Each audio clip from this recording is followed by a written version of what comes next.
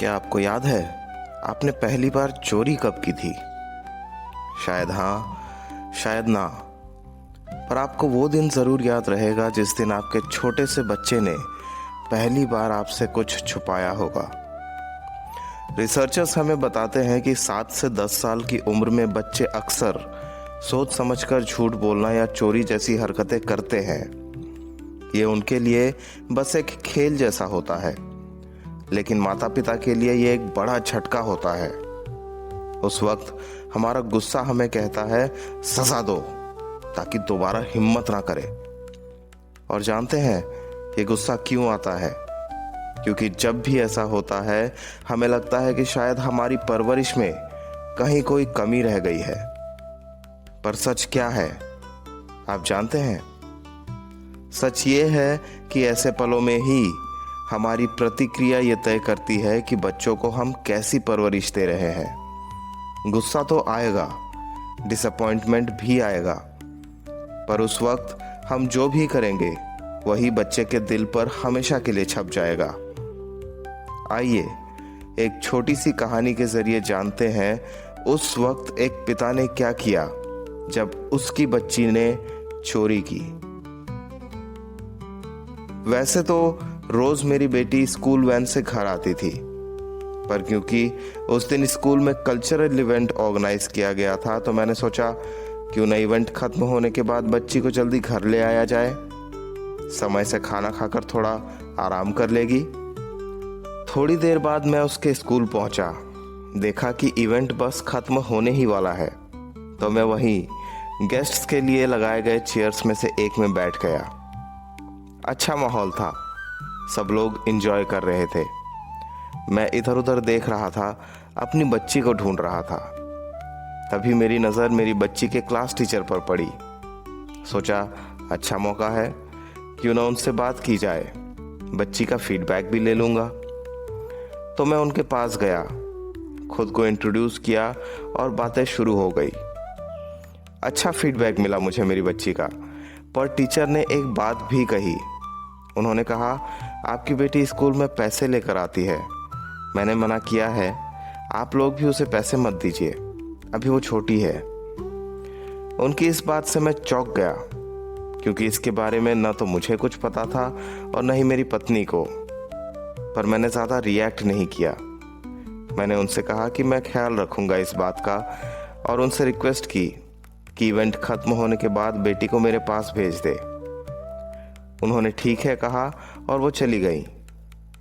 मैं फिर से कुर्सी पर बैठ गया और सोचते सोचते मैं अपने अतीत में पहुंच गया।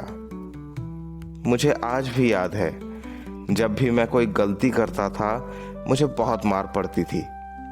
शुरू में प्यार पाने के लिए और फिर पिटाई से बचने के लिए मैंने कोशिश की कि गलती ना करूं, पर आज तक ऐसा कोई हुआ है जिसने कोई गलती ना की हो। मैं भी न चाहते हुए ऐसा कुछ ना कुछ कर ही देता था जिसकी वजह से पिटाई होती थी।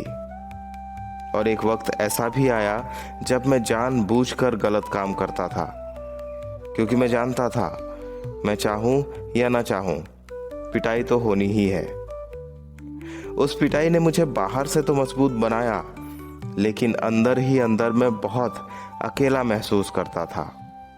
कोई नहीं था मेरे पास जिससे मैं बिना किसी डर के अपनी दिल की बात कह सकूं। मैं नहीं चाहता कि मेरे बच्चों के साथ भी ऐसा कुछ हो। मैं ये सब सोच ही रहा था कि तभी मेरी बेटी दौड़ती हुई मेरे पास आई और खिलखिलाते हुए पूछा, पापा आप क्यों आ गए? मैंने उसकी तरफ देखा, मुस्कुराया और कहा तुम्हारी याद आ रही थी। हम दोनों ने एक दूसरे का हाथ थामा और घर की तरफ चल दिए। दिन में मैंने इस बारे में बात नहीं की। मैं चाहता था कि जब इस बारे में बात हो तो माहौल सही हो। रात को खाना खाने के बाद जब सब सोने की तैयारी कर रहे थे, मैं बेटी के पास गया और उससे पूछा, बेटी तुम स्कूल में पैसे ले जाती हो? मेरे इस सवाल से वो चौंक गई और डरी हुई आंखों से मुझे देखने लगी। पहले तो उसने मना किया, पर फिर जब मैंने विश्वास दिलाया कि गुस्सा नहीं करूंगा, तो डरते डरते उसने बात मान ली। मैंने पूछा, क्या करती हो पैसों का? झुकी हुई नजरों के साथ उसने कहा, दोस्तों के साथ चिप्स खाती हूँ पापा। मेरे बाकी दोस्त फिर आते हैं, इसलिए मैंने पैसे लिए। मुझे लगा आप नहीं देंगे। उसकी आंखों में आंसू तैर रहे थे। मैंने पूछा, तुम्हें डर क्यों लग रहा है पता है? वो कुछ नहीं बोली। तो मैंने कहा, तुम्हें डर लग रहा है क्योंकि तुम जानती हो कि तुमने गलत काम किया है ना? उसने हाँ में सिर हिलाया। फिर मैंने कहा, मुझे गुस्सा नहीं आया, लेकिन बुरा लगा है। वो डबडबाई हुई आंखों से मुझे देखने लगी। मैंने आगे कहा, मुझे बुरा लगा क्योंकि अगर तुम्हें ऐसा लगा कि पापा मम्मी तुम्हारी बात नहीं समझ पाएंगे तो इसका मतलब या तो हम तुमसे प्यार नहीं करते या फिर तुम हमसे प्यार नहीं करती। और मेरा ऐसा कहते ही उसके आंसू छलक पड़े और रोते हुए वो बोली, नहीं ऐसा नहीं है पापा, आई एम सॉरी, मैं फिर से ऐसा नहीं करूँगी। मैंने उसके आंसू पोंछे और उसे गले से लगा लिया। थोड़ी देर बाद जब वो शांत हुई, मैंने कहा, बेटी सॉरी से बड़ी चीज़ है सच बोलने की हिम्मत। और मैंने पूछा, तुम स्ट्रांग हो है ना? उसने कहा हाँ। और फिर मैंने कहा, अगर तुम्हें कभी भी कुछ भी चाहिए तो हमसे कहना। हम जानते हैं तुम समझदार हो और पापा मम्मी दोनों तुमसे बहुत प्यार करते हैं और भरोसा करते हैं। कभी भी झूठ बोलकर या हमसे कोई बात छुपाकर ये भरोसा मत तोड़ना। उसने सिर मेरे सीने से लगा लिया और कहा, आई लव यू पापा। बाद में हम दोनों ने पत्नी के साथ बैठकर डिसाइड किया कि चिप्स कब कब खा सकते हैं।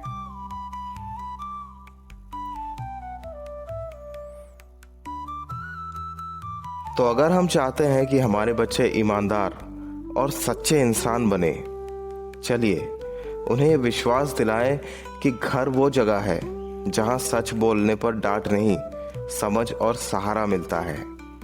चलिए याद रखें, छोटी चोरी बच्चों का भविष्य नहीं बिगाड़ती, लेकिन हमारी गलत प्रतिक्रिया जरूर बिगाड़ सकती है। बच्चों को सजा देकर हम डर पैदा कर सकते हैं, पर उन्हें गले लगाकर हम ये बता सकते हैं कि इस दुनिया में ईमानदारी के साथ, एक साफ दिल के साथ रहा जा सकता है। उम्मीद है आपको ये कहानी अच्छी लगी, रिलेटेबल लगी। अगर ऐसा है तो कमेंट्स में हमें ज़रूर बताएं कि बचपन में ऐसी सिचुएशन में आपके साथ क्या हुआ था। वीडियो को लाइक करें, शेयर करें और हमारे चैनल को सब्सक्राइब करें। मिलेंगे मेरे पापा के अगले एपिसोड में एक नए पेरेंटिंग टिप के साथ। रिश्ते, जज्बात और काश।